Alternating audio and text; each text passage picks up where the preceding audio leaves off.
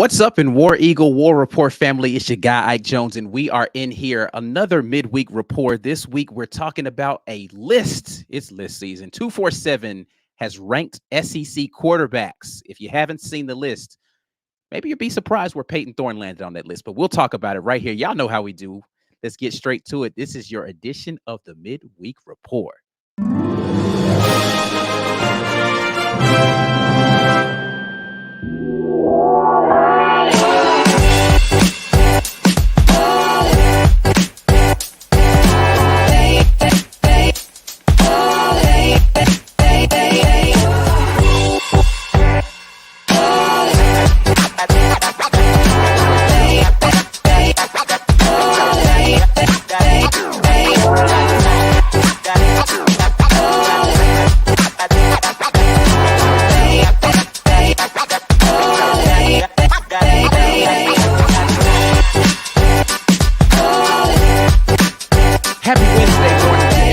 Out there in the War Report family, Auburn fans of other teams that are not nearly as good. Hopefully everybody is having a good hump day. We are here, Midweek Report, Ike Jones, Mike G, bringing you the best Auburn content that you can find anywhere out here on these interwebs.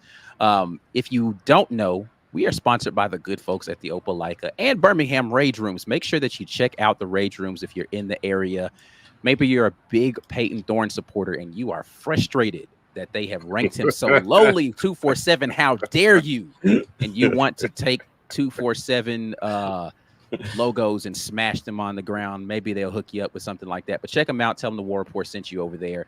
If you haven't already, go ahead and share the content before we get into the conversation so we can get more people out here involved in what we got going on. But Mike G, tell the people how they can become extra special and part of the War Report family. Extra special. Well, you can be extra special for $6. That's all it costs, right? $6 to be an extra special Patreon member. And look, if you like a lot of the extra content we've been putting out, Ike's been doing some great stuff for you guys, cut-ups, film reviews, the mix.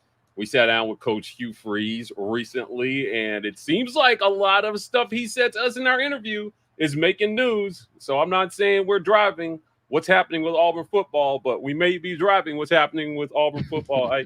So if you want more of that content, become a patron, help us keep that work going. We're doing a lot of stuff there for you guys. You can also give the gift of the War Report by hitting that gifted membership button. You guys do this every single live stream. It's amazing. Auburn Dad, Haley, Corey, everybody who does this. Corey don't be doing it. Don't give him credit. He doesn't do it. Okay, my bad. He's here all the time, but he don't be gifted membership. I said you don't be doing nothing. But for those of you who do this, we appreciate you guys for hit that gifted membership button. Also, listen to us on podcasts, every single podcast network that's out there. Auburn Express, Uptempo, College Loop, and Just a Sec. We just released a pod with my guy John Tweet Sports. Follow him on Twitter. He's my Georgia guy, so he's the Georgia person in my life that I can stand. And we talked a little Auburn football. We talked about our favorite games in the rivalry, outside the rivalry. It was a fun pod with John. He's going to be joining me every week now, so you don't want to miss that. Sign up and also check out the other guys there. And also, guys, you know the deal. This show is brought to you in part by Manscaped. Hey there, beach babes. Are you ready to soak up those summer vibes and unveil your ultimate beach bod? Well, you're in luck because our friends over at Manscaped have you covered from head to toe with the Performance Package 5.0 Ultra. This ultimate all-in-one grooming kit is set to have you looking and feeling your best in the summer sun. Trust Manscaped and unlock the confidence you need to turn heads this season. Join the 10 million worldwide who trust Manscaped.com for 20% off plus free shipping with code RAPPORT. Use code RAPPORT to get 20% off plus free shipping. Let's make this summer your smoothest one yet. A wise man once said, Ike, those balls are smooth as eggs. Smooth as eggs. Yeah, so Manscaped is helping you with that. Indeed. All right, let's get into the conversation. 247, as we have previously stated, is out here doing list season. It's the time of year where people start making lists about things of where they expect people to be and projections of all these sorts of things. And they decided to rank the quarterbacks in the SEC. Now, this is something that everybody has an opinion on. 247 tried to be unbiased in the way that they unfurled this. Did they?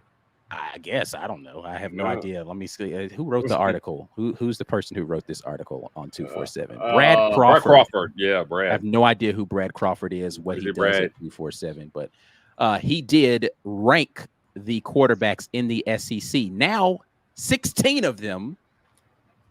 And we'll start from worst to first, according to Brad. And just kind of see what you guys think about the rankings of where they are. First and foremost, if we're starting at the bottom of the list, I think this is a lot to do with the jersey that this young man is wearing, not his talent level. Mm-hmm. But number 16 on the list is Diego Pavia of Vanderbilt. Okay. Diego Pavia is a first-year SEC starter now, and he is going to be playing for the Vanderbilt Commodores after transferring from, all Auburn fans know this name, New Mexico State University. Yes. So now Auburn has to face Diego Pavia in back-to-back seasons. Mike G, what do you feel about Diego Pavia coming in at number 16 on the list? Look, this is fair. Now, obviously, we saw firsthand how dangerous Diego Pavia could be. Right. And so obviously scored the win of his career coming into Jordan-Hare and getting the win for New Mexico State. But listen, this is his chance to do it at the Power 5 level. Mm-hmm. And in some ways, he kind of already did it at the Power 5 level because he came in here and he beat a Power 5 team. Right. Will Hugh Freeze let history repeat itself? I don't think so. You know why? Because he's going to Vanderbilt, and New Mexico State is probably better than Vanderbilt because it's Vanderbilt. Look, man, Diego Pavia is a great player. I think this is right where he should be, like right at the bottom of the list, coming in the SEC from a Group of 5 school. I don't expect much out of him this season. It's going to be tough sledding at Vanderbilt. I think maybe he might be like, maybe I should have stayed at New Mexico State after this season. But, like I said, I think he's right where he should be, firmly planted at number 16. Yeah, according to this article, he had been a little inconsistent. Well, it says Nate Johnson was the other person that was competing with him that was inconsistent with giveaways. Listen, Diego Pavia is a baller, though, man. I like what I saw from him. He's a bit of a gunslinger, a bit of a risk taker. Auburn didn't force him into doing any of that stuff, but when I watched some of his other games, I was like, oh yeah, he definitely can put the ball in harm's way. But we'll see what Clark Lee has in store for Diego Pavia in his only season that's going to be up there in, I guess, are they done with the construction up there in Nashville now? I don't know, man, but it was rough, man. They had the post-game presser in like a trailer. Did you go to that? Yeah, yes. Right? Like a mobile home? Yes, well, they were out there. It felt like, did they do this at your school, right? More in elementary school, like when they ran out of space for classrooms, they just put a trailer out in back of the building and you just went and did your class in this trailer somewhere. Did y'all do that at y'all school? We did that at my elementary school. We had these trailers out in the back. So we were bougie in Phoenix City. So it's what it felt like. It's just like, oh, we don't have any room. Just throw a trailer back there and have them go over there. So we were in the middle of a construction zone, literally. But Diego Pavia, good player, ranked number 16 on the list. Again, I think that a lot of this has to do with what jersey he's wearing. They're like, it's Vanderbilt. So whoever the quarterback is, you're automatically going to be on the bottom of this list. It's the SEC, and this is where you belong, in the cellar. But yeah, Diego Pavia, I don't necessarily have an issue with that. Unproven in the SEC, first opportunity as a Power 5 quarterback, having to play tough. It's not just getting yourself psyched up for one game as a team. Like, you got to come in every week and produce at this level. So we'll see how he does when he is having to do that consistently. Yep. Next up on this list, the guy that beat out the former Auburn quarterback at South Carolina, Lenoris Sellers, is ranked number 15. Captain Goggles. I don't know what name they've given him up there in South Carolina, but he is rocking the goggles. He transferred over from LSU. If I'm not mistaken, I think that's where he started his collegiate career, was at LSU. So, but now at South Carolina, I think this is his second season over at South Carolina. But he has won the job coming out of, that's already been announced. He's won the job coming out of the spring there for South Carolina. What are your thoughts on Lenore Sellers, the number 15th ranked SEC quarterback? And he got a good spring game up there in South Carolina. Now, obviously, he beat out Robbie Ashford. They brought Robbie in, and what my sources are telling me is that look, they like Robbie, but there are some things about playing quarterback that they were surprised that he seemed to had not been coached on, and a lot of that was the difference between him winning the job outright and Lenore's getting the job. So we'll see. Obviously, Robbie brings a different kind of dynamic to the quarterback position. He did a lot of running during his spring game. So, we'll see. But like I said, I congratulations to this young man for winning the job, dude. It's not easy in the SEC to do this. Now, how long will his leash be for Frank Beamer's squad? That's what I'll be interested to see. I'll be really interested to see this. But again, congrats to this young man for winning the job, and hopefully he can keep those glasses on. them things are thick, bro. Yeah, definitely. You can see when Jesus is coming back with them things. Definitely. I think it's gonna be his folk legend has already begun just because of how he is in the uniform, but it does look weird. I ain't gonna hold you. Like when he's got the helmet on around it, like it looks very weird. So we'll see how well he does. Again, this is one of those things where I think the jersey that he's wearing puts him in this position. Now, again, he's a guy who hasn't played a lot of SEC snaps either. I think as we get through this list, what's going to be interesting is the people who have absolutely no SEC experience are being ranked super high on this list. Well, not super high, but higher than I would assume a person who's coming in with no SEC starts would. But, they're projecting, so we'll see how this works. But, yeah, Lenore Sellers, number, 15 on the list, according to this 247 article. Next up, a guy that's very familiar to Auburn fans. Woo! 14. Captain Thorne out there at number 14. So only two guys in the SEC in the now expanded 16-team conference are thought to be worse starting quarterbacks than Payton Thorne. Now, in all fairness, for every returning starting quarterback, I looked at the PFF numbers, and there are 6 quarterbacks who are going to be returning as starters in the SEC. That list includes Carson Beck, Jackson Dart, Brady Cook, Jalen Milroe, Graham Mertz, and Payton Thorne. Payton Thorne is listed as the worst of those, according to PFF's rankings. Like PFF even has him as the worst returning starter in the SEC. Okay, so at the risk of sounding like a Payton Thorne apologist, okay, this ranking, hear me out, is more about how last season went than Payton's actual talent. 100% this is about how last season went. 100%. Payton Thorne is not the 14th best QB in the conference. He's just not. Yeah. And I am not a Payton Thorne apologist, but I thought this was a little disrespectful. Yeah. Yeah, but now how last season went wasn't all on Payton Thorne. Yes. So he's a victim of circumstance in this ranking because his circumstances dictated that he come in at 14. Now, I totally understand anybody who ranks him where statistically he finished, which was near the bottom. Right. But are there 13 other quarterbacks in this league right now better than Payton Thorne? No, they're not. Right?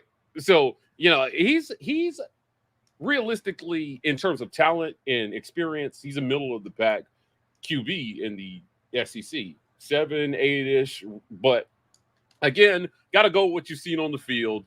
And last year, 1,700 yards is not going to win you any awards. But in his 2 years at Michigan State, 32 and 2,600 respectively, right? 2,600 yards would have made him like the 5th best passer in the league last year, I believe. Look this up, all right? And so it's tough, man. Again, was there 1,000 yards of regression from Payton Thorne's 2022 season at Michigan State to 2023 at Auburn that's on Payton Thorne? No.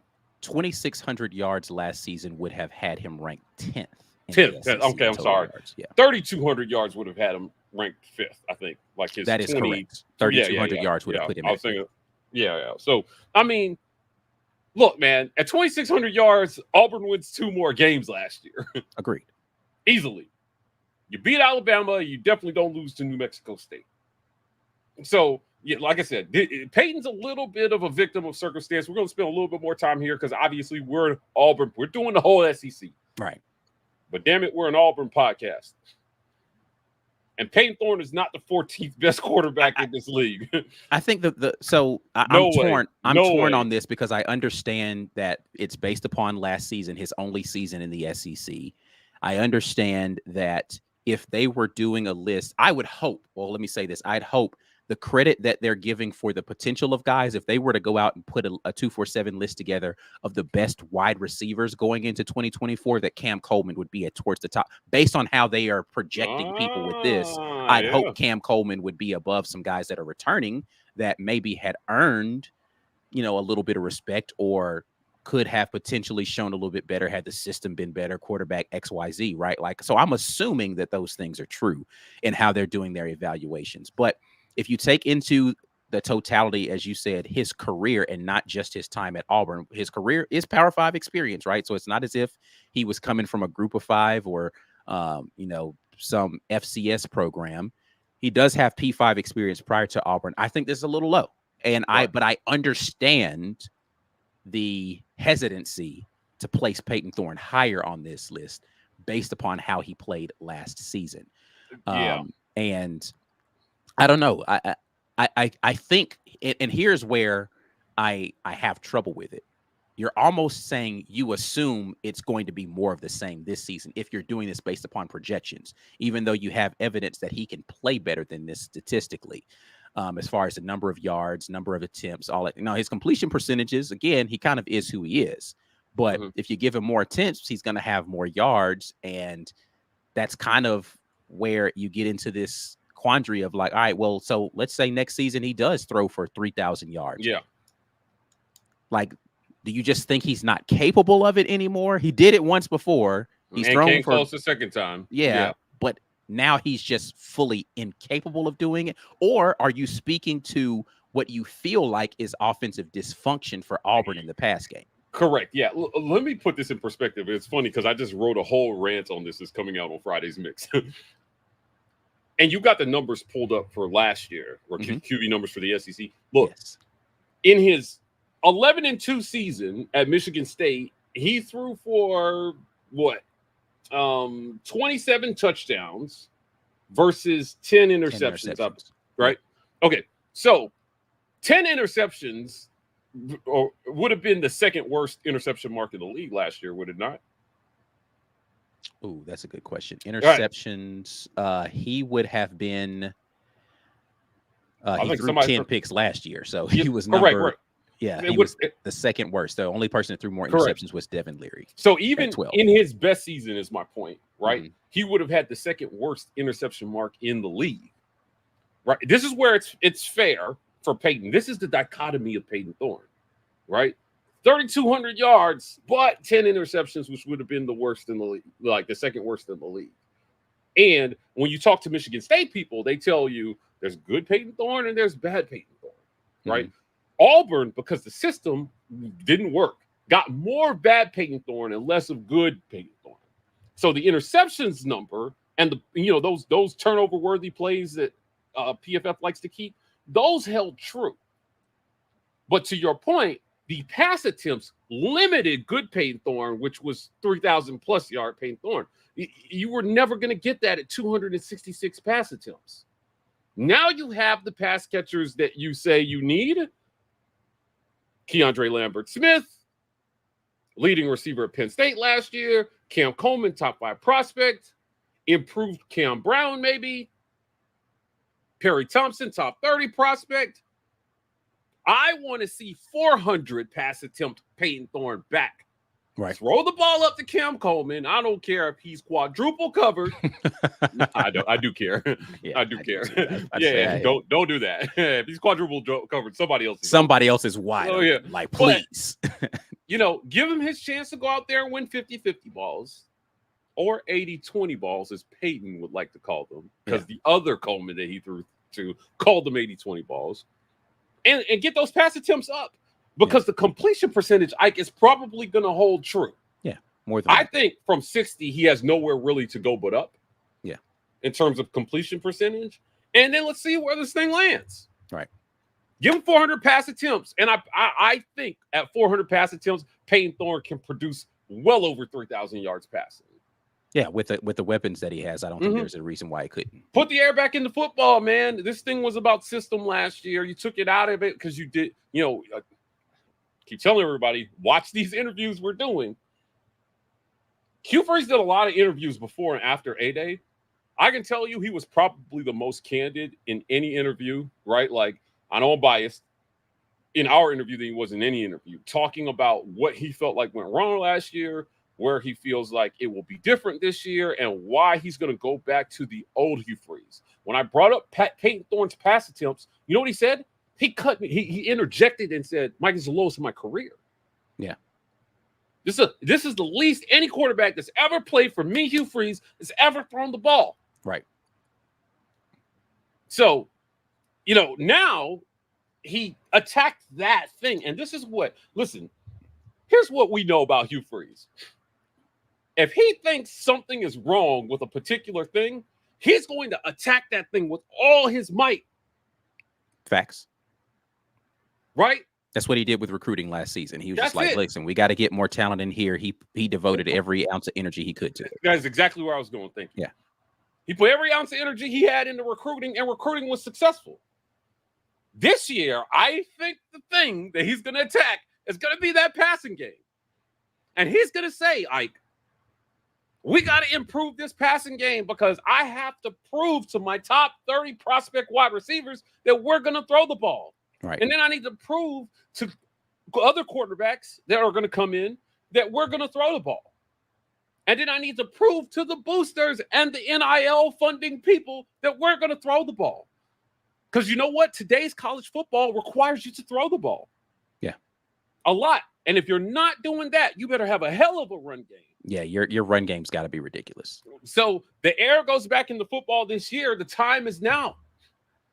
There's not another year. You got to start to move toward. We asked him during that interview, hey, coach, maybe we see more 10 and 11 personnel. He said, hey, I love 12 personnel. But we need to run more 10 because that's what we felt like we had to do last year. If you're bringing in these pass catchers and you're telling me you can't miss on Keandre Lambert-Smith, all these kids can't be busts. I think that Shorter and Hooks were better than what we saw last year. And I'll agree with that. And the system, dumped them down some. And this year, the system can't do that. You got rid of Philip Montgomery. You're saying, I didn't love his answer on the play calling deal. We covered this on Sunday's show, right? About like the whole, everybody's going to have to say, you have a call, you have a call. No, that's not going to happen. He's capping when he says that, right? But he's going to take over this thing. He's going to put the air back into football this year. And I think that it looks drastically different with Payton Thorne. He's not the 14th best. I mean, he played in the 14th best system last year, maybe offensively. So he takes that 14th rank by default, but he's not the 14th best quarterback in this league, man. There are maybe 7 other quarterbacks in this league right now better than Payton Thorne based on experience and accomplishment and ability. Yeah, I mean, again, I think it's weird to give guys credit and they haven't played any. I think if you haven't played a single snap in the SEC, you should automatically go to the back of this list until you've actually done something. And I understand that bad experience is not worth more than having no experience. But some experience should count for something. Yeah, right? Bad experience is something to learn from. Correct. Right, that's at least something to learn from. And I think that Payton Thorne thinks that this thing is going to move forward this year based on the things that they've corrected. Right. He made a very compelling case for why this thing may look different next year. And I got to tell you, man, I believed him. I thought it didn't sound like a bunch of excuses to me. It sounded like reality, what his reality was last year and what everybody's reality was on offense. Then Freeze came, and in the interview, I'm going to reference the interview we did again. If you haven't watched this interview, best 15 minutes Hugh Freeze has given anyone all year. He said, I haven't talked to Payton about this, but I think he senses that when he comes around us as a coaching staff now, it feels like we've done this together before. Mm-hmm. A little scary thinking that maybe he didn't feel that last year. But hey, looking forward, as long as he feels it this year, last year is forgiven. You know why? Because if he does, we're going to see way more than 1,700 yards passing. Right. How many TDs did he have last year? 4 passing touchdowns. Yeah. The number just went right out 16. 16? Yeah. We're going to see more than 16 passing TDs. Hopefully we see less than 10 interceptions. And more big-time throws down the field. Yeah. Look, man, you heard what both him and Hank threw the ball up to Cam Coleman. And what Hank said during our interview with him was something that I thought, man, whoo. He said, I saw that safety set his feet, Mike. Yeah. You can't just be out there setting your feet with Cam Coleman on the field. Right. Because he's going to get you. You don't want to do that. He told everybody in the SEC during our interview, if you set your feet, we're throwing it to Cam. Right. I mean, that's what you have to do. You make them pay for guessing wrong. Correct. And he threw it up. You know, people are going to want to see if Cam Coleman is not going to sneak up on anybody. But, you know, I expect the coaching staff to let Payton Thorne try to get the ball to his weapons more. Because at the end of the year, if it doesn't go great for them, you as a staff, you at least need to be able to say, look, man, it wasn't because we didn't try to get you the ball. Right. We're going to do this, and it's going to get better. When I recruited you, I told you where we were at. This is step 1 in the process. Correct. Hang with us another year. And then, you know, if Payton has any level of success, it'll give these receivers confidence that Auburn is going to put a capable passer behind center next year. 100%. To continue that progress. And that's what Auburn fans have to be patient with, is understanding that the progress is actually what's most important. You hope that it equates to stuff in the win column, but you have to see the progress in concept. You have to, and if the quarterback is screwing up all the stuff, then that's an easy sell to the next quarterback and say, man, look, I've got dynamic guys out here. I just need you to be the trigger man for it. It's an easy sell. Just didn't have the trigger man last season, right? Mm-hmm. If everything else, because everybody else is young. All the receivers are young. You've got young talent in your running back room. You've got young talent up front of your offensive line. You've got young talent at tight end. If it doesn't go well this season, you can sell to another quarterback. Look at all these pieces. This is what Cam Newton said when he was talking about what he made as his decision to come to Auburn. I looked at all those other pieces around him, and I said Mississippi State didn't have enough returning talent. Auburn's got all the returning talent. This is easy. I just walk in here and add my stuff to that. We're good. Yeah, the O-line too. And subsequently, the year after, Russell Wilson said, nobody's there. The cupboard is now there. He went to Wisconsin. Right? Yeah, right. So, I mean, and look, it worked out. He won the Rose Bowl that year. Wisconsin had a pretty good year, Russell Wilson. But, that bolsters your point. You go where the pieces are. And I think that this is the beginning of laying that foundation of showing people, hey, we have the pieces here. We just need one more piece, and that's a quarterback. So whether that's Walker White, hopefully he makes a big jump this offseason. I'm really rooting for that young man to have a great career here. But the Hugh Freeze QB needs to be back, man. I'm telling you. And 400 attempts, I think will accomplish a lot of things we've never seen here at Auburn. I think a Hugh Freeze quarterback with 400 attempts easily breaks the single season yardage mark at QB. If he gives his QB 400 attempts, Payton Thorne may leave here as the single season leader. Wouldn't that be in yards? Wouldn't that be interesting? Yeah. Well, man, I don't know. Chris Todd broke records under Gus. Why can't Payton break those same records under Hugh? Definitely a possibility. All right, we're going to continue this conversation because we have 13 other quarterbacks we need to talk about. But we're going to get into some of your questions and comments after we get back from the break, pay a couple of bills, and we'll get back into the rest of the list from 247. You are watching the Midweek Report. This edition of the War Report is brought to you by our generous sponsors. the Opelika Rage Room in Opelika, Alabama.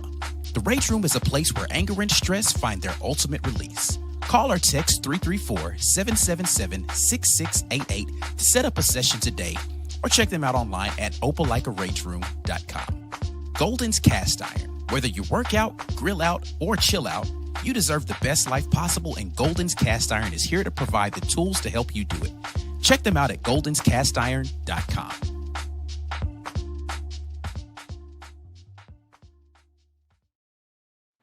Guys, you know the deal. Become a patron. Help us keep the work that we're doing here at the War Report going. Hit that join button. Become a patron. We love you if you have a green name, and we love you if you don't have a green name. We love you a little bit more if you have a green name.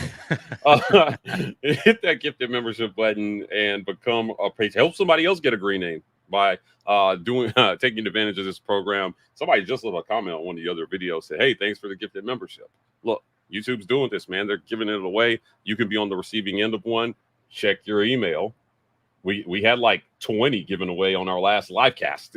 So we have had like 30 something like 35 already today. Yeah, it's been wild. So continue to do that, guys. We love you for doing that. Also, check us out on podcasts, every single podcast network, the Auburn Express. Dustin from the Uptempo joined us on Sunday. The College Loop guys are stirring everybody up about jersey changes in just a sec. We got everything covered here at the War Report in audio only format. Please subscribe there. Leave us a 5-star review so we can climb those podcast ranks. Gonna go back to it's not here, but look, guys, Manscaped. The show is brought to you by Manscaped. Check them out. Use code REPORT to get 20% off plus free shipping. Embrace your summer bod goals with our all-exclusive Performance Package 5.0, perfect for those aiming for a crisp, clean, and confident look. Keep your ears and nose as tidy as your hedges next door with our Weed Whacker 2.0 ear and nose hair trimmer. Pesky hair be gone at Manscaped. 20% off plus free shipping with code REPORT. Well, we appreciate everybody who continues to support the folks that support us as our sponsors. Let's get over here into this comment section. It's been a lively conversation today, a little too negative for our guy, Corey Weber, who, after I called him out, decided to give some memberships. So I appreciate that, Corey. Auburn Dad also gave some gifted memberships. We appreciate you. Too negative. We've been no, not us. He's talking about the chat. Carmack gifted some memberships today, and then our guy, the Road Warrior, Jazzy Joe, coming through with the big bucks and 20 gifted memberships. So we thank you so much for that. Auburn Dad with the gifted memberships, and also the love you to him from the him and the fam, man. Always keeping you in the family in prayer. I know you guys have a lot of stuff going on, and we appreciate you still coming through and showing support for us in the midst of that, man. You're awesome. And Auburn Dad's one of the first people when we did our tailgate that I was able to meet out there, man. So he's always been a really special part of the War Report family. Thanks so much for all the support that you have for us. Eugenia says, with more passes, do we end up seeing even greater pick numbers from Payton Thorne? Not necessarily, because there's precedent for the same number of picks at a much higher passing attempt level.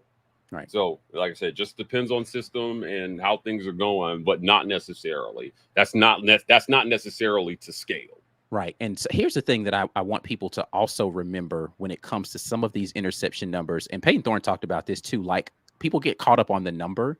And I didn't watch enough of all the quarterbacks in the SEC to see. Now, he had some terrible interceptions last year. Like, let me just say that unequivocally. But he also had some interceptions that were just, it's the end of the half, end of the game. Let me throw it down here and hope somebody can catch it. And it ends up being picked off, right? So, yes, he had 10 picks last year, but like 2 or 3 of those were meaningless. They were inconsequential to what was happening. It was just end of the half. Let me chuck it down here and hopefully we can get some more points type of thing. So, again, to your point, Mike G, that doesn't mean that more pass attempts necessarily means more interceptions. But here's the thing. If it means more interceptions, it, to me, matters more about what's the ratio between what I want to see is a bigger distance between the number of touchdowns he throws versus the interceptions that he throws. So if he throws 15 picks, but he throws 35 touchdowns, all right, great. That ratio I can live with. Right. And so To me, it's about the ratio, and it's about the quality of the interception, not just the raw number. So keep that in mind when we're thinking about how this quote unquote scales. Brad Browning jumps in and says, system hamstrung, Payton Thorne and basically everyone on offense. That's all I'm saying, Brad. I mean, listen, our guy, Walt hates when I say this, but like, again, the system, it was not good last year. It was not good. And, a bad system plagued Parsons players as well too, and everybody looks better when the plan is good. And I think you fire the offensive coordinator after the season, so I feel like I'm standing on business when I say plan wasn't good. Hugh Freeze recognizes that. I think he have a better plan this year with better players and more faith in the pass throwers and catchers. Yeah, absolutely. Chris S brings up a great counterpoint. He also had some that should have been picked that weren't. You can literally say this about every quarterback. Yeah, that's fair. So it's definitely fair, which is why I say I don't know that it scales necessarily the same, because maybe some of those that should have been picked are like, I don't know the answer to that on scale. All I know is results that I've seen from him traditionally, and saying that, to Mike's point, there's not necessarily evidence that more attempts absolutely means more interceptions, because he's thrown the ball way more and thrown just as many interceptions, right? Yeah. So I think it's about confidence in the system and confidence in what he's seeing more so than it is about how many times he throws the football. Mm-hmm. Ant Robinson jumps in and says, can we get his arm strength better? Probably not. Yeah, no, right. I think what it is. There are people, who have been professional quarterbacks who have always struggled with arm strength. I think what you have to get better for him is his anticipation in throwing, right? So he's not going to be able to throw the ball further, faster, stronger, but he can anticipate where he's going with the football better so that the arm strength isn't as big an issue. And I think for me, that's the biggest leap from year one at Auburn to year two at Auburn that I want to see from Payton Thorne is confidence in where he's going with the football and throwing with some anticipation into some windows, because you have guys that should be talented enough that you say to yourself, trust that they're going to be there. Yeah, they're going to be there. Yeah. So that's the biggest thing for me with Payton Thorne going into this next one. Jonathan Boyson says, Mike G, what did he tell you in your interview to be soft on PT now? Jonathan, I take offense to this comment, because it was me that told him to go easier on Payton. I said, Coach, you gotta give Payton some grace here. Oh, he's asking, what did Payton Thorne say in your interview with him that made you softer on him, I think. Oh, okay. Oh, no. All right. I can't tell you that. Right. I can't tell y'all. I can't tell you that. It was. I just made sense to me, and that's all I can say. It made sense to me, and it's one of the things that I love about doing these interviews and hearing it directly from the players is that if anybody's going to change my mind about a stance that we have on something that happened, it's players. Yeah, because they were the ones that were actually experiencing it. Like, I can tell you as much as I saw from this side, but you saw another side of it. Yeah, and the reason why I say it's the players, because the coaches are going to give you coach speak. And, man, I'm telling you, when we're off the record, the players give you real speak. Yeah, I don't always get real speak from the coaches off the record, because it's ingrained in us, what they're trained to do. But players, they'll tell you some things sometimes, man, and I just think, Payton has some things that he can improve, certainly, on his own. And I'm standing on that. Like, I haven't changed my opinion that he could have played better in spite of his circumstances last year. Correct. But also, there's a percentage of that I'm like, oh, maybe a lot of what I thought was on you wasn't, it would have been hard for any quarterback to overcome. Let me put it that way. So hopefully they get it fixed, because he feels like it is. So I expect to see a different Payton. And look, man, if we don't, is it the system 2 years straight? It could be, maybe. I don't know. But I think that given that perspective, it'll be easier to look at and tell whether, hey, man, my guy's got to play better, or, they're still being plagued by the same things. Yeah, absolutely. Absolutely. All right, we're going to get back into some of you guys' comments, but we got a lot of quarterbacks we got to get through. We are just on number 13. And we will get back into this ranking. Number 13 is Taylen Green at Arkansas. Yeah, Taylen Green. Now, I ain't going to hold you. I don't know nothing about Taylen Green. I ain't gonna hold you. Like, I ain't gonna pretend like I do. I'm not gonna sit here and try to be analytical about it, dude. I've literally, before reading this article, never heard of. So Yeah, it's crazy. Like, according to the write-up that 247 has on him, he won his teammates over pretty quickly from day one, right? And Petrino kind of raved about him, right? His, coming like I from said, Boise. yeah, coming from Boise, right? Like, look, man, this is the guy that might determine the projection of Sam Pittman's tenure at Arkansas. Hmm. All right, like I'm telling, I don't think that's an outlandish statement. Yeah, I think that Pittman's been there long enough, and it feels like light years since that 9-3 season they put up. This is a quarterback's game now. Today's college football is a quarterback's game, and the 2021 Georgias are rare.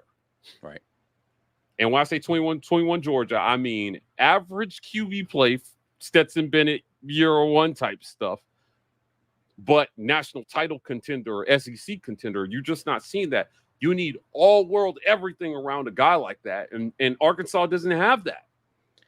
So okay. So got to have good QB play, man. And if this kid can't step in and be the guy, how much confidence do we have that the guys backing him up are going to be that? I just don't know, man. I think Pittman's on the hot seat, man. It's put up or shut up time. Yeah. If this kid doesn't play well, he's going to be out of there. Here's where I get into, like, are we being serious with this list, right? Again, never heard of the kid before, so I don't want to disrespect him. He threw for 1759 last year on 214 attempts, 56.5 completion percentage, 11 touchdowns, 9 interceptions. How at Boise? I get the confidence in Bobby Petrino and his ability, but how is he today with 0 snaps in the SEC better than Payton Thorne? Payton Thorne, yeah. How? I understand Auburn fans who watched Payton Thorne play last season, and you're like, Payton Thorne's the worst quarterback in the SEC. He's not better than this dude. Yeah. Are we being serious? Like today now, maybe projecting forward this guy's, but today you're telling me he's better than Payton Thorne? No, you're telling me if you had a choice, you take that kid over Payton Thorne with the stat. If we were in the be serious with yourself right now and remove the hate from your brain, and we were in the transfer portal and Taylon Griffin's name came up as the guy we were getting as our transfer quarterback, you're like, finally. We got a 56.5% guy at Boise with an 11-9 touchdown to interception ratio. He's the heir apparent. Tell me seriously, you're taking that.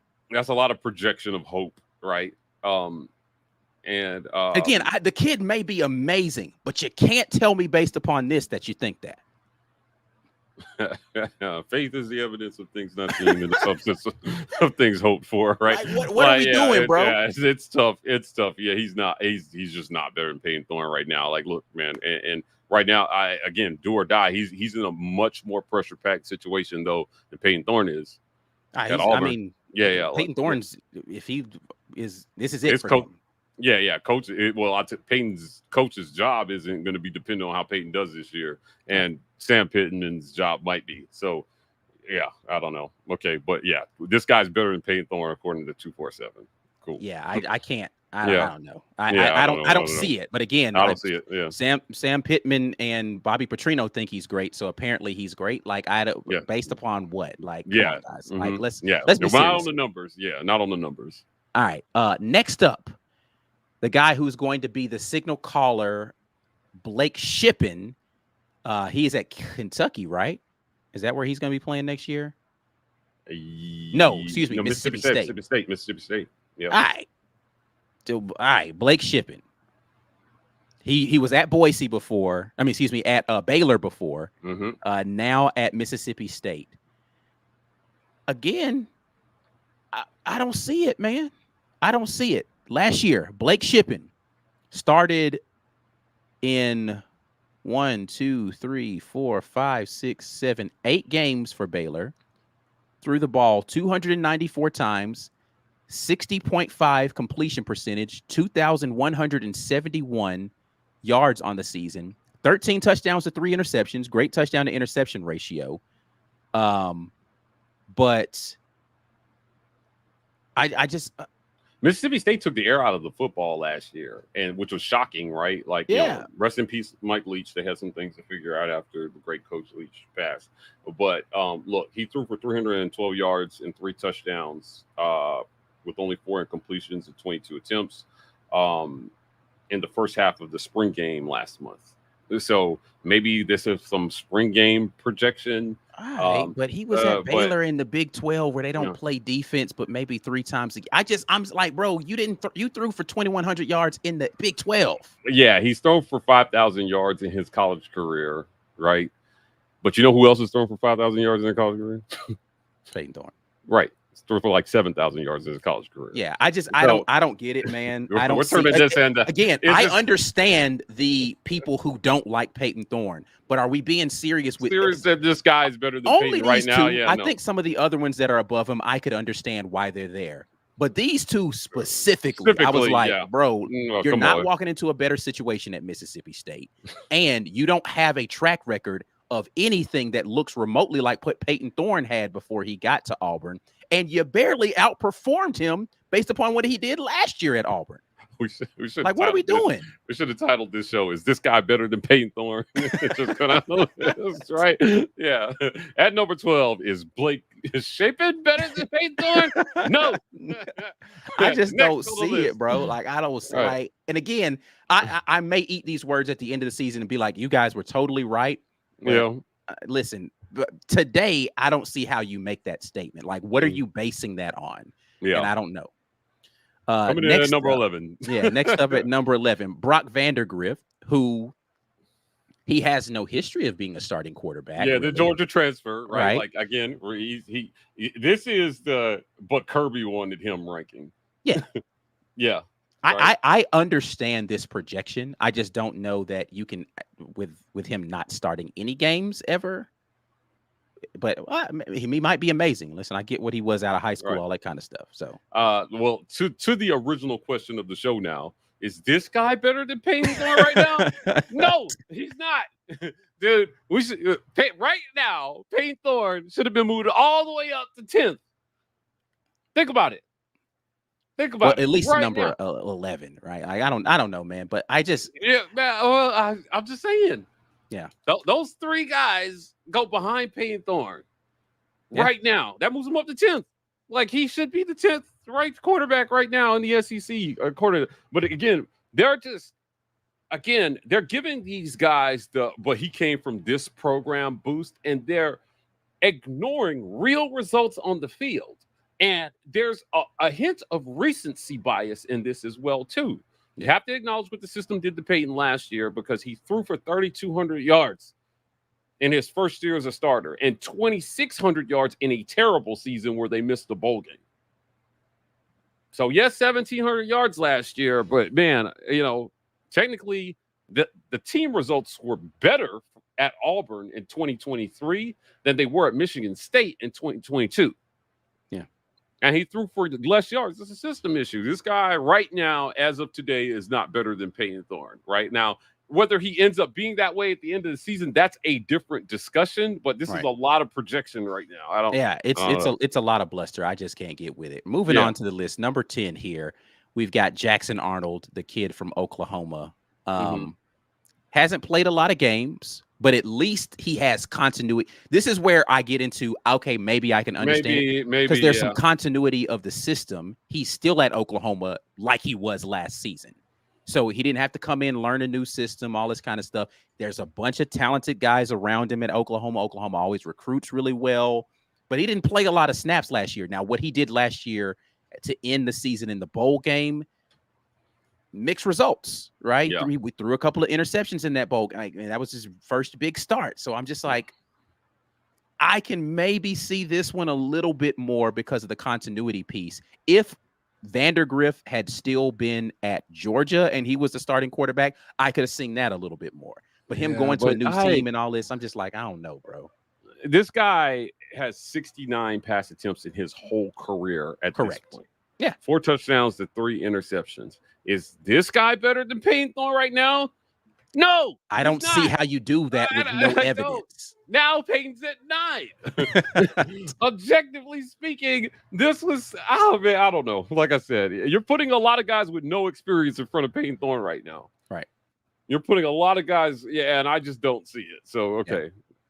Next up on the list at number 9, Garrett Nussmeier. Okay. Again, I see this one I've seen enough of Garrett Nussmeier in that LSU system. He's been there for a couple of years. He understands what's going on. He's got an absolute cannon for an arm.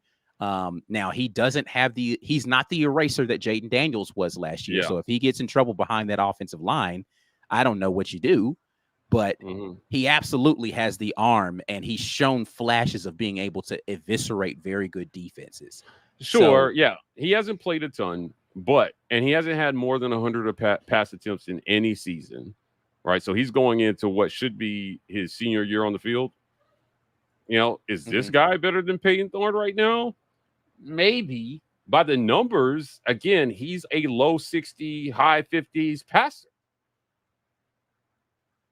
Right. And the sample size that we have for Nuss, and I'm not a Nuss hater, right? Because there's not a huge sample size. I think Nussmeier's super talented, right? So. Right. Yeah. He's talented, but again, in 2022, 5 touchdowns to 4 interceptions with 84 passes.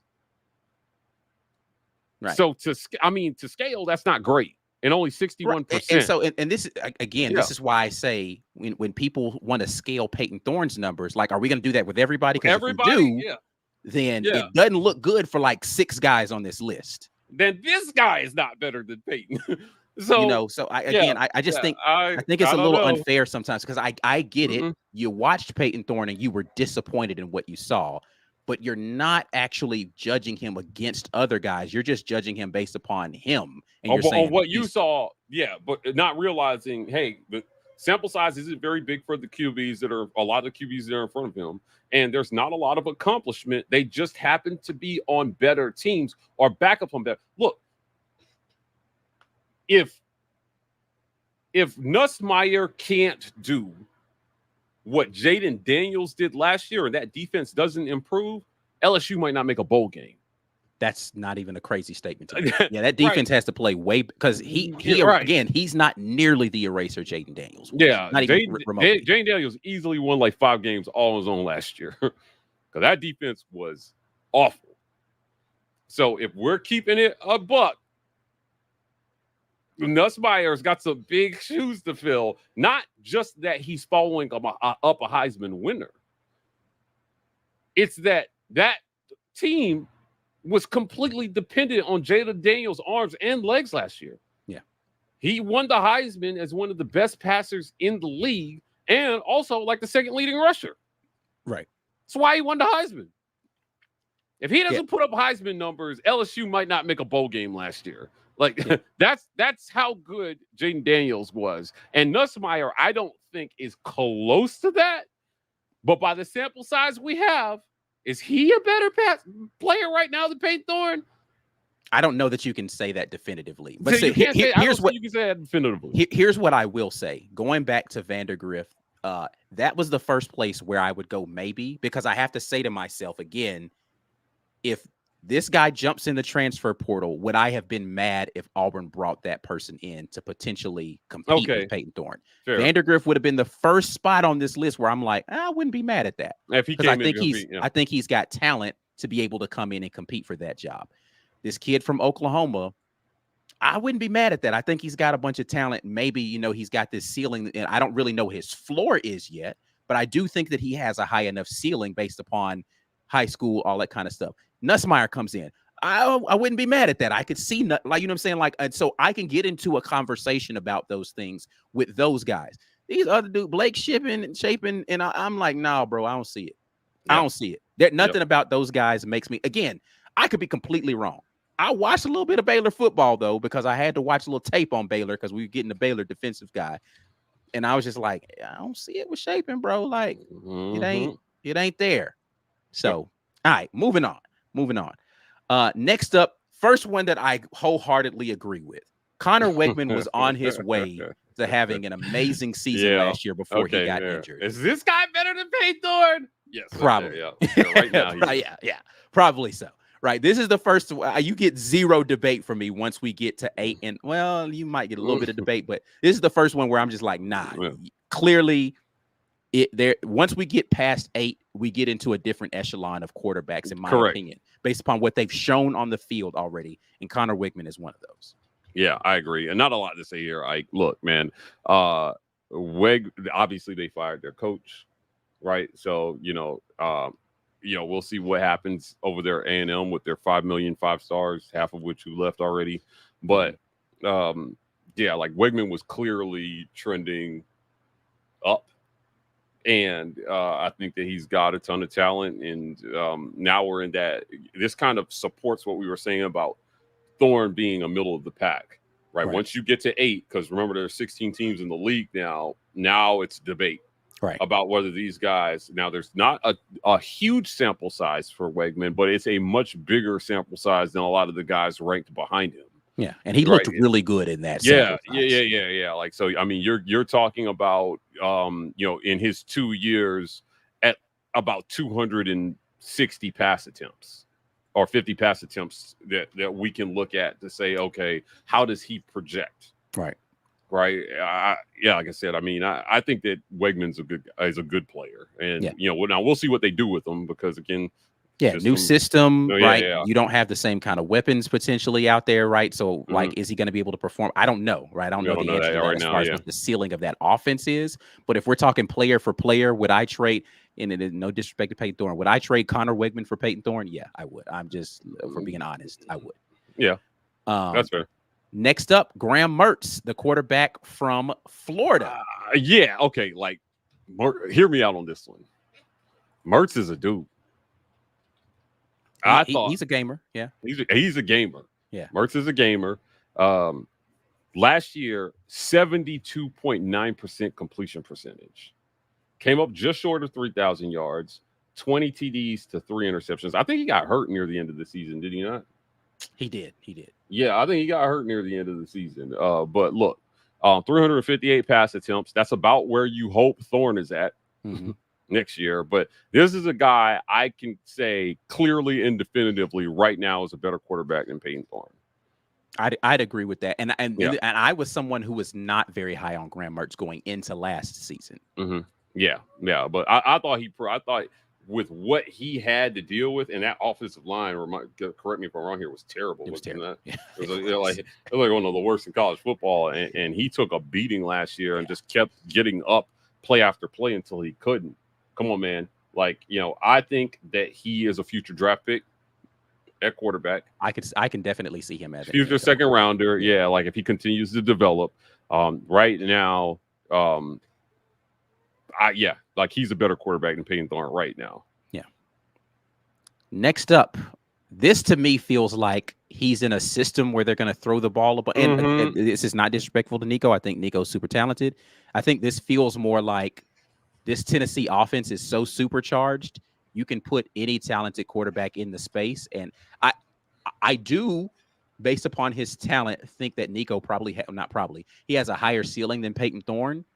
I don't know that he's better than the two guys as far as what he's shown that were right before him in Connor Wegman. Correct. Yeah. I mean, he's thrown 45 passes in his college career. So again, a lot of projection based on recruiting rankings and where he plays right now and and the weapons he has and the system he's in. But this isn't based on anything substantive, right? Like in terms of tangible results. Right. So I think he's a little bit higher than he should be. Yeah, but I mean, this is once you start getting up to 6, to me, this is one of those could go either way. Yeah. Right. He could be just as good as he is right now. It could be better. It could be worse. Right. We're going to have to see how this one plays out, but he's got a ton of talent. For sure. I don't think anybody can. It's just, will he realize it? Sure. And again, I would say that, is he a better quarterback overall than Payton Thorne right now? Maybe. Right. Is he more talented than Payton Thorne? Probably. Yeah. Right. Like higher ceiling. I mean. Yeah, for sure. I would give him a higher ceiling for sure. We just don't know what his floor is at this point in time. Yeah, that's fair. Number 5 on this list, Brady Cook, no brainer here. Brady Cook's one of the best quarterbacks in this Hear me out. Hear me out. 5 might be a little low for Brady here. When I was going 5 might through be the a little list, low. I Yeah. thought that 5 was a little low. When I saw the quarterbacks that were in front of him, I was like, oh, I get why you put them there. Yeah, I just don't know that I agree that they should be there. There's a tiny bit of disrespect in this ranking, if you ask me, based on real results last year. Yeah. So, I like Brady Cook, and I think he's a top 3 quarterback in this league. Yeah, and he's going to be throwing to probably the best pass catcher in the league next year, Luther Burden. Yeah. Right? Malik Neighbors is gone. Yeah. 66%, 369 attempts, 3,300 yards, 21 touchdowns and 6 interceptions, 157 rating, man. Come on. He's going to be one of the best returning QBs in the country. For sure. Yeah. If I was going top 3, we'll get there. If I was going to go top 3, I think Brady Cook would be in my top 3. Hot take, Luther Burden probably wins the Biletnikoff. I don't think that's such a hot take. I think Luther Burden's that good. Yeah, and these two guys are on the same page. Eli Drinkowitz had something cooking at Missouri. Now, in the preseason, I told everybody, I said it on this show, I got snarled at, that I thought that Missouri would make some noise in the East last year. Mm-hmm. They certainly did, and they played Georgia tough. Yeah. Now, listen, they've lost their last 3 to Auburn, and I'll never not mention that. It's worth mentioning. Even when Auburn was bad, they still lost to Auburn. Right. They literally just they were like, you know what, we're bad. Here's the game back. Yeah. Right. In overtime, they did that. The last time Missouri beat Auburn, gas was 39 cents a gallon. Right. The Watergate scandal was a thing. Nixon was getting impeached. Right.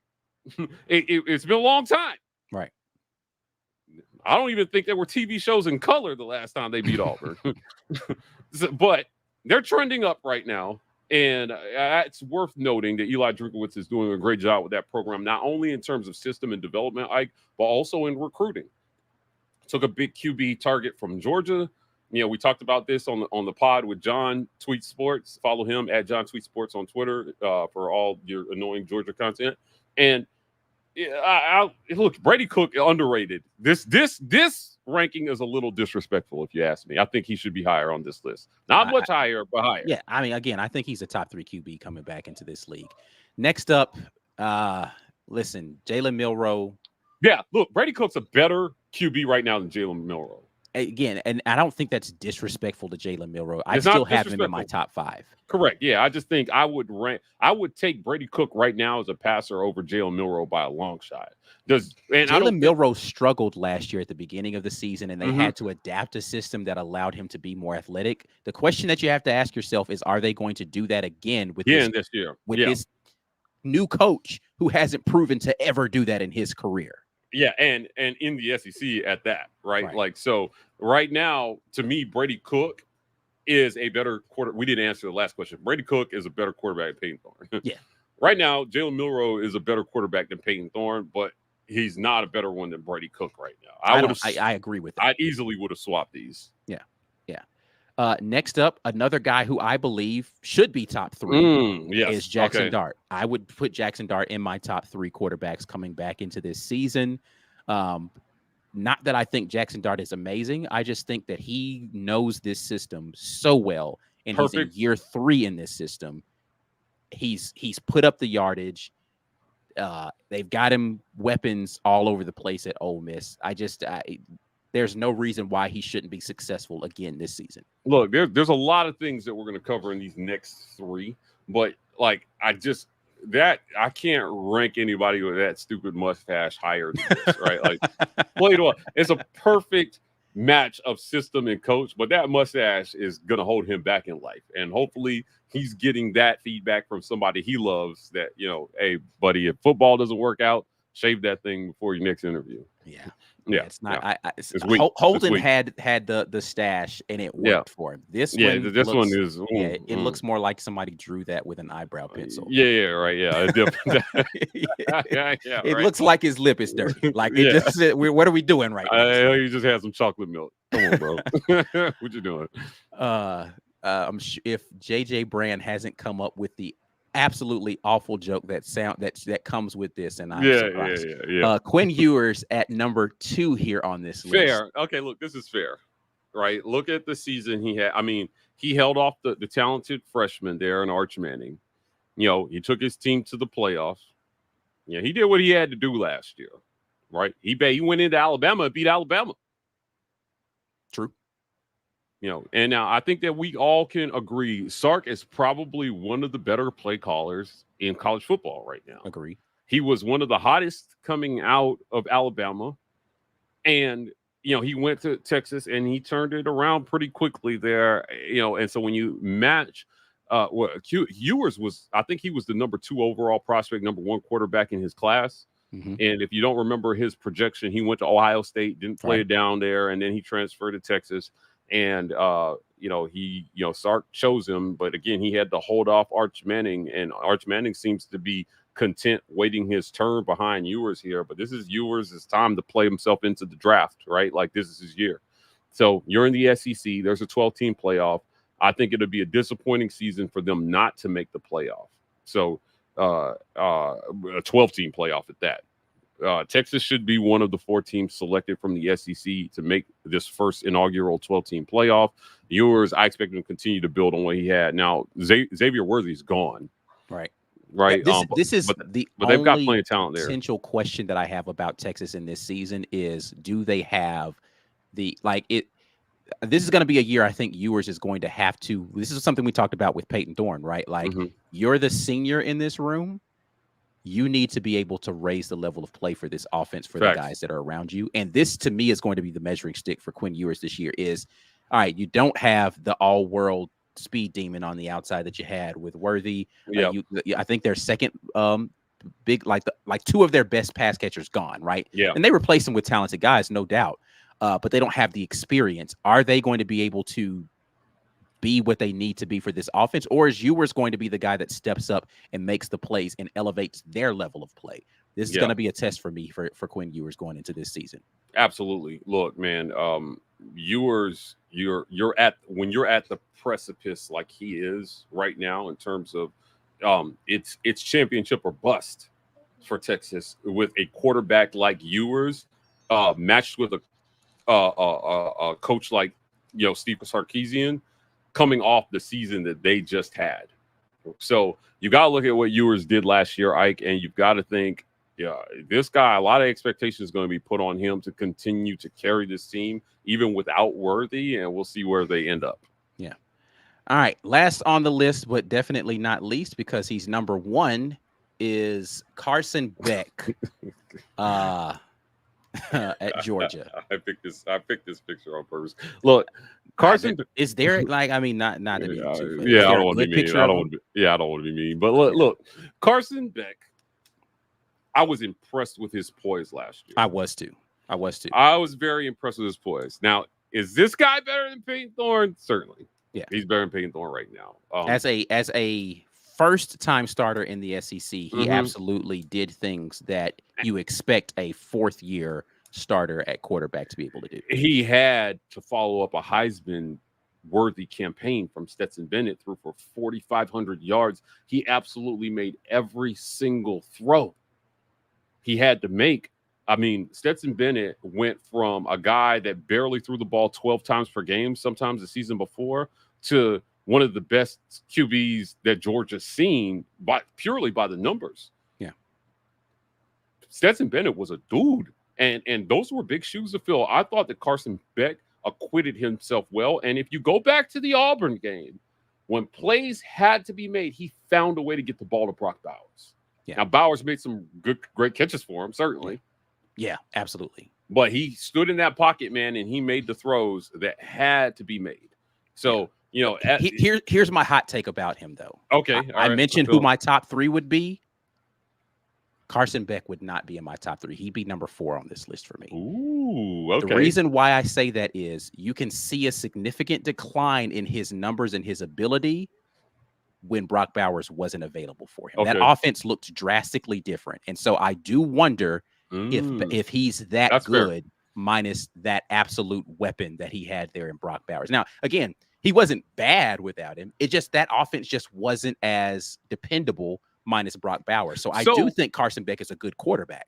I just don't know that he's the best returning quarterback in the SEC. So does he take the next step, though, the same way Stetson did from year 1 to year 2? Like, we'll see. Could potentially. He could potentially do it. So Stetson had Brock Bowers year 1 and year 2, though, right? Okay, that's fair. But, some guy maybe steps up. I mean, they've recruited so well there at Georgia. I don't think number 4 is disrespectful, though. I just don't think he's number 1. Okay. But who's number 1 then? I'd probably put Quinn Ewers at number 1. And then Dart at 2? Then Jackson Dart at number 2, and then Brady Cook at number 3. 3? Yeah. Okay. That's who my top 3 would be. I honestly would go. I like Carson Beck at 1. I would go Beck, Cook, Dart. I think Brady Cook is the second best quarterback in this league right now. I'm not mad at that. I'm not mad at and then I will put Brady Ewers at 4. He proved a lot to me because he, like Graham Mertz, was a guy who I wasn't super high on going into last season. He proved a lot to me last year. And I think another year in that system with the dynamic talent that he has at a wide receiver, I think you see better returns again from Brady Cook in this season. I'm not mad at that. I just don't we're not getting in projections of the season. My thoughts about him as a quarterback have nothing to do with what I think Missouri's going to do from a win-loss standpoint. But I do think that Brady Cook is a good quarterback. I think there's a lot of debate that can be had in the top 5 of these rankings about who ranks where. But for sure, I do think that they got the top 5, who the top 5 were right. Not necessarily in that order, for sure. But from Milroe, I think those are the 5 best. Those are the 5 best quarterbacks in the league for sure. Yeah, I will not disagree with that. But again, and it's Payton debatable on 6, what order. Baby, coming up right behind him is Payton Thorne. I wouldn't be mad at him being like 9 on this list. I think I understand everybody who watched Payton Thorne play, but I think you're putting a little too much faith in guys you've literally never seen play in the SEC, or that had worse seasons in worse conferences. Like I'm confused when we look at those numbers. Yeah, okay, that's fair. That's fair. So anyway, that's it, man. Let's get over here into the comment section before we get out of here. We got a super chat here from Bo Hunter who says PT should change his jersey number to 14, then go off this season. I hope he hangs this article in his locker on his ceiling above the bed. I'm going to text them that right now. They ranked you 14th. Wear the number 14 next year. Trade with a teammate and go out there. I mean, 14 right now is the wide receiver, right? Robert Wait, Lewis. Is he number 1 right now? He's number 1? He's number 1 right now. Hell, Robert Lewis is 14. And be number 1. Yes, Robert Lewis is 14 right now. Yeah. 14. I like this. That's pretty funny, though. Ben Bloodworth with the super chat says, Mike, that picture of Beck gave me flashbacks of the bobblehead Photoshop recruiting graphic of the Harsin era. Yeah, those graphics were awful. Yeah, they were so bad. They were bad, but nothing beats the random helmet in the middle of the field thing. Like I didn't get that one. Yeah, and the goofy looking eagle in the picture. Yeah, it was. What were we doing? I don't know. It was dysfunction all around. Jonathan Boyson says, I think y'all give PT too much credit. After last year, I'm going to have to see it to believe it, except for the Arkansas guy. I don't have a problem with anybody who says I need to see it. Yeah. Before I'll be a believer. I'm just saying I think he's capable of it, but they're going to have to help him some here. He's not. Payton Thorne isn't going to go out and save your season if you've got a bad. You know what I mean? Like Jaden Daniels, he'll get you out of a bad play call. Yeah. He'll create something where nothing exists. Jaden Daniels makes an average offensive coordinator look like a genius because it just seems like things work when you have a guy who can go out and make plays out of nothing. That's just not Payton. He may have a few plays a season in him like that, but he's a guy who needs to play within a solid system, and he'll go out and he'll execute a good plan for you if it's good. But there are only a handful of guys. You remember Cam's whole game changer versus game manager debate? Yeah. Right? You have Jaden Daniels. He was a game changer. Payton Thorne is a game manager, and that's not a bad thing. No, but as long as you manage the game well, you there's no problem with the game well, so that he can manage it. Yeah, so I don't. everybody got up in arms about Cam saying that Purdy was a game manager, and you had a few guys. There's only a few guys like Patrick Mahomes that can go out and be that, and that's going to be most of the quarterbacks that you get at the college level because there's only a handful of game changers. Yeah, handful. So right now we've got a big enough sample size of Payton Thorne to say, hey, listen, he can be a really good game manager for you. Right. Go out and get him. And look, Hugh Freeze, if you think about it, has said as much. I think if you put NFL pass catchers around him, he could be. Yeah, you need to put more talent around him. Not that Payton Thorne can absolutely take over a game. He said, "Let me put some guys who can take over games around him." Yeah. So that's a game manager. He's capable of that. So like I said, I don't have any problem with anybody who says I need to see it to believe it. But it's not just Payton that you need to see it from. You need to see it from this coaching staff as well. Too. No, and here's my thing. I'm not giving Payton Thorne more credit. I'm just taking credit away from guys who I've seen nothing from. And that's my point about this list. It's not that I think Payton Thorne should get more credit. I think you're giving too much to these other guys. These other guys have literally done nothing. Yeah. That's my whole point. Sure. Until they've done something, then I don't know why you're giving them that credit. So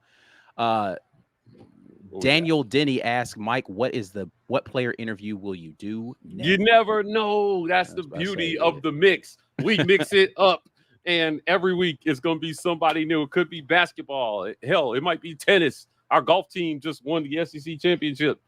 It could be anybody. The mix is here to stay, guys. It's a little harder to do during the season because people are busy and we got a lot of things going on.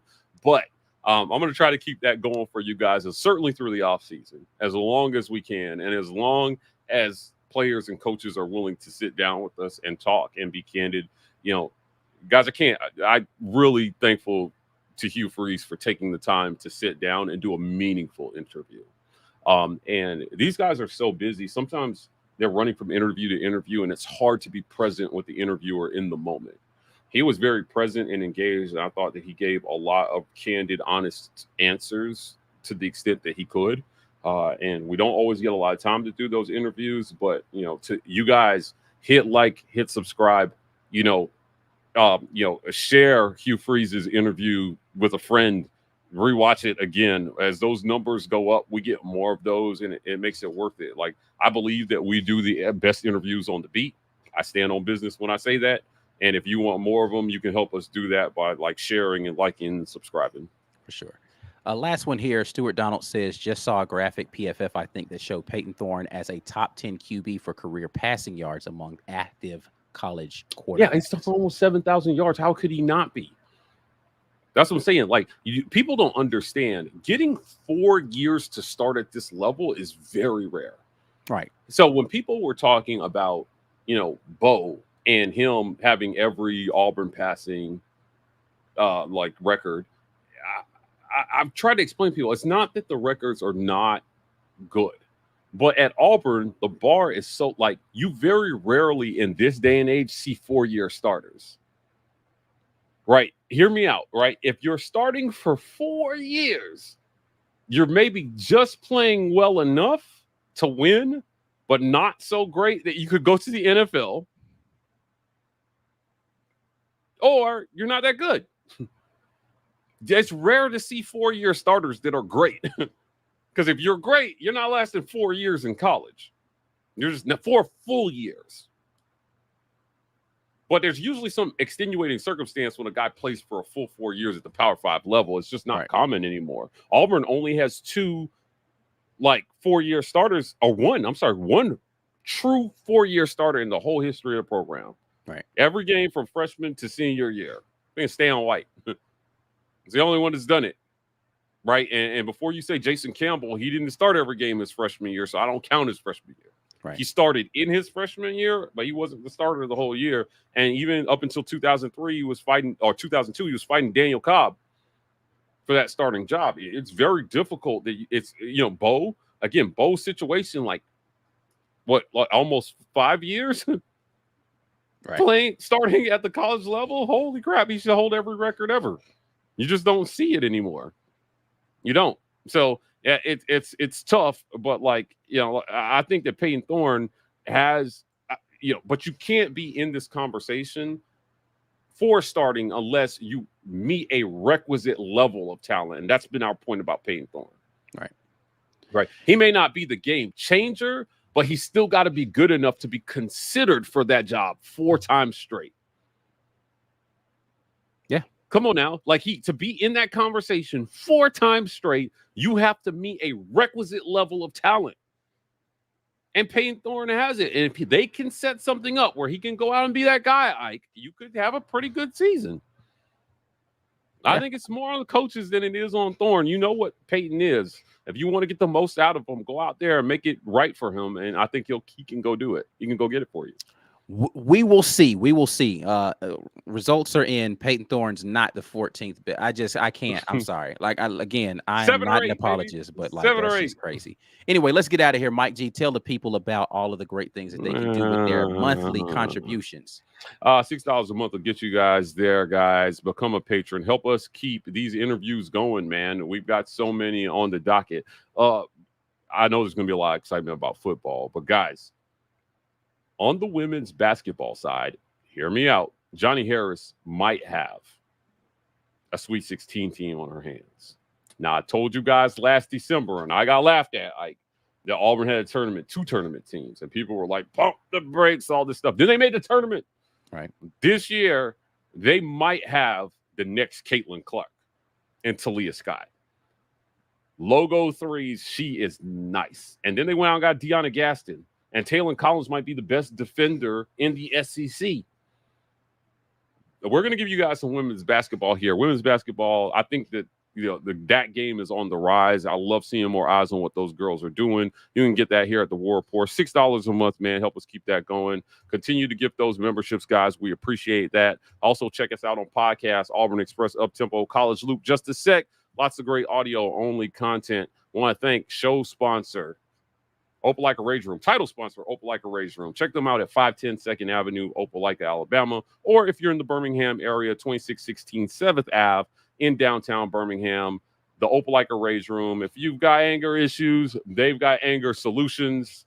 Opelika Rage Room for all your anger management outlet. Before y'all get out of here, make sure you share the content with somebody out there in the world. Like the video, please go ahead and give it a thumbs up and subscribe to the channel if you haven't already. We're all over the social media places at the War Report on Twitter and Instagram, TW Report on TikTok. We're about to get out of here, but we will be back at you guys with more great content later on this week. Another mix coming up later this week, so y'all stay tuned for that. Make sure you're checking us out on the podcast, like you said. But until the next time, and as always, War Eagle. Got it.